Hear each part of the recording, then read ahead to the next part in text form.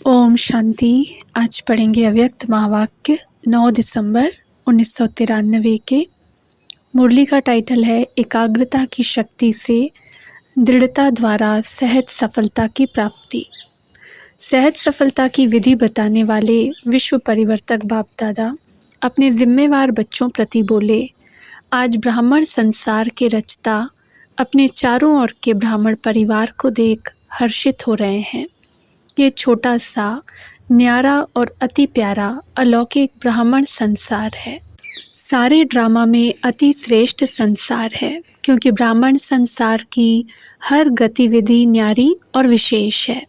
इस ब्राह्मण संसार में ब्राह्मण आत्माएं भी विश्व में से विशेष आत्माएं हैं, इसलिए ही ये विशेष आत्माओं का संसार है। हर ब्राह्मण आत्मा की श्रेष्ठ वृत्ति, श्रेष्ठ दृष्टि और श्रेष्ठ कृति विश्व की सर्व आत्माओं के लिए श्रेष्ठ बनाने के निमित्त है। हर आत्मा के ऊपर ये विशेष जिम्मेवारी है, तो हर एक अपने इस जिम्मेवारी को अनुभव करते हो। कितनी बड़ी जिम्मेवारी है।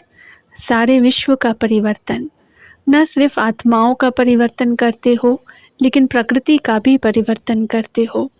ये स्मृति सदा रहे, इसमें नंबरवार हैं। सभी ब्राह्मण आत्माओं के अंदर संकल्प सदा रहता है कि हम विशेष आत्मा नंबर 1 बने, लेकिन संकल्प और कर्म में अंतर पड़ जाता है। इसका कारण कर्म के समय सदा अपनी स्मृति को अनुभवी स्थिति में नहीं लाते।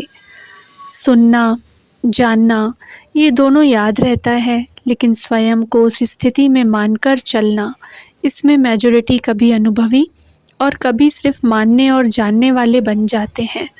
इस अनुभव को बढ़ाने के लिए 2 बातों के विशेष महत्व को जानो। एक स्वयं के महत्व को, दूसरा समय के महत्व को। स्वयं के प्रति बहुत जानते हो।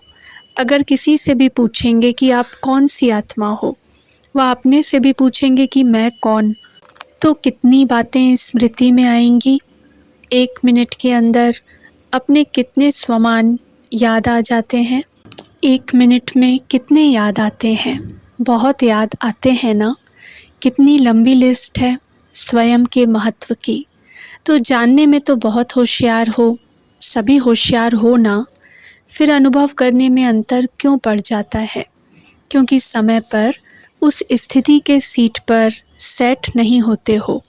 अगर सीट पर सेट है तो कोई भी, चाहे कमज़ोर संस्कार, चाहे कोई आत्माएं, चाहे प्रकृति, चाहे किसी भी प्रकार की रॉयल माया अपसेट नहीं कर सकती।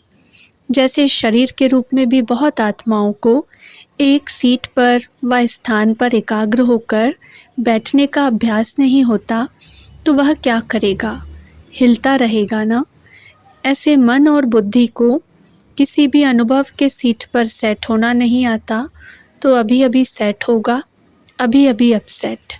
शरीर को बिठाने के लिए स्थूल स्थान होता है और मन बुद्धि को बिठाने के लिए श्रेष्ठ स्थितियों का स्थान है। तो बाप दादा बच्चों का यह खेल देखते रहते हैं। अभी अभी अच्छी स्थिति के अनुभव में स्थित होते हैं और अभी अभी अपनी स्थिति से हलचल में आ जाते हैं। जैसे छोटे बच्चे चंचल होते हैं तो एक स्थान पर ज़्यादा समय टिक नहीं सकते, तो कई बच्चे यह बचपन के खेल बहुत करते हैं। अभी अभी देखेंगे बहुत एकाग्र, और अभी अभी एकाग्रता के बजाय भिन्न भिन्न स्थितियों में भटकते रहेंगे। तो इस समय विशेष अटेंशन चाहिए। मन और बुद्धि सदा एकाग्र रहे। एकाग्रता की शक्ति सहज निर्विघ्न बना देती है। मेहनत करने की आवश्यकता ही नहीं है। एकाग्रता की शक्ति स्वतः एक बाप दूसरा न कोई, यह अनुभूति सदा कराती है। एकाग्रता की शक्ति सहज एकरस स्थिति बनाती है। एकाग्रता की शक्ति सदा सर्व प्रति एक ही कल्याण की वृत्ति सहज बनाती है। एकाग्रता की शक्ति सर्व प्रति भाई भाई की दृष्टि स्वतः बना देती है।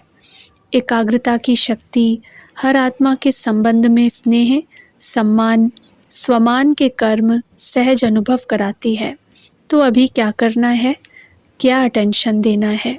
एकाग्रता। स्थित होते हो, अनुभव भी करते हो, लेकिन एकाग्र अनुभवी नहीं होते। कभी श्रेष्ठ अनुभव में, कभी मध्यम, कभी साधारण, तीनों में चक्कर लगाते रहते हो। इतना समर्थ बनो जो मन बुद्धि सदा आपके ऑर्डर अनुसार चले। स्वप्न में भी सेकंड मात्र भी हलचल में नहीं आए। मन मालिक को परवश नहीं बनाए। परवश आत्मा की निशानी है। उस आत्मा को उतना समय सुख, चैन, आनंद की अनुभूति चाहते हुए भी नहीं होगी।